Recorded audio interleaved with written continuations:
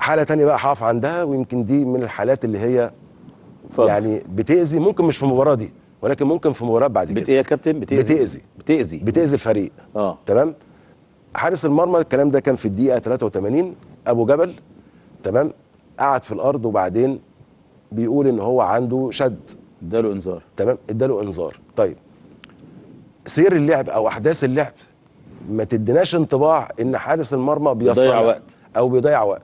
بالعكس، الجيم رايح جاي، الفرقه الثانيه ما هياش ضاغطه على حارس المرمى، فبالتالي ما كانش في مجال هنا ولا لاضاعه الوقت ولا لان هو نقول ان هو بيدعي الاصابه. ويمكن في لقطه بعد كده كان في اخر الماتش هنلاقي ان ابو جبل ماشي برجليه، واضح ان هو مش سليم على الرغم من خبراته العاليه، ولكن هو اتسرع هنا ان هو يدي انذار لابو جبل. واعتقد ان ابو جبل فعلا مصاب، ما هياش بيضيع وقت ولا بيدعي الاصابه.